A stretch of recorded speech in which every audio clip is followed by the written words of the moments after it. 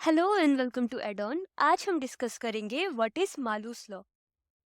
जो normal light होती है उसके वाइब्रेशन हर डायरेक्शन में होते हैं, राइट। अब अगर हम एक फिल्टर का यूज करें जो सिर्फ एक पर्टिकुलर डायरेक्शन के वाइब्रेशन को अलाउ करे, तो जो लाइट इमर्ज करेगी उसे हम कहते हैं पोलराइज लाइट। ओके। तो मालूस लॉ बेसिकली ये बताता है कि अगर पोलराइज लाइट एक और पोलराइजिंग फिल्टर से पास हो तो लाइट की इंटेंसिटी कैसे चेंज होगी। मतलब अगर दो फिल्टर्स के बीच एक एंगल है तो उसका क्या इफेक्ट होगा ट्रांसमिटेड लाइट पर। चलिए इसे समझते हैं। सबसे पहले हम इसके स्टेटमेंट को देखते हैं। According to Malus law, the intensity of transmitted light is described when there is a relative orientation between the direction of the polarisation of the incoming light and the polarisation axis of the filter. हम इसे समझते हैं। सबसे पहले हम unpolarise light को polarise करते हैं। इसके लिए एक पोलराइजर का यूज करते हैं। अब जो लाइट इमर्ज करेगी वो सिर्फ एक ही प्लेन में वाइब्रेट करेगी। इसे हम कहते हैं plane polarise light. Okay. And our next step is using an analyser.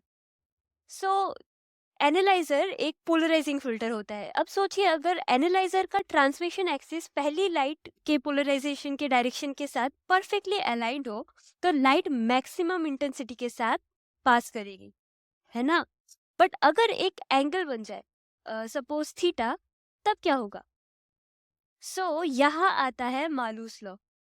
And इसके अकॉर्डिंग ट्रांसमिटेड लाइट का इंटेंसिटी वेरी करेगा कॉस स्क्वायर थीटा के according. And is the mathematical formula given in I, that is the intensity equals to I0 cos square theta, where I0 is the maximum intensity. यहाँ I0 है maximum intensity and theta है angle between the light and the polarization direction of analyzer का transmission axis. यानी theta is the angle between the light का polarization direction and जो analyzer हम use कर रहे हैं उसका transmission axis, इनके बीच का angle है theta. तो अगर एंगल 0 हो, मतलब दोनों फिल्टर्स अलाइंड हो, तो कॉस स्क्वायर 0 हो जाएगा। यानी कॉस स्क्वायर 0 यानी cos 0 equals to 1 and intensity maximum होगी।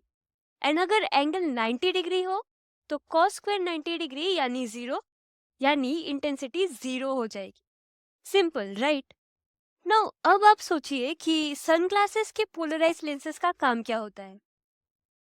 एग्जैक्टली ये अनवांटेड ग्लेयर को ब्लॉक करते हैं क्योंकि रिफ्लेक्टेड लाइट भी पार्शियली पोलराइज होती है।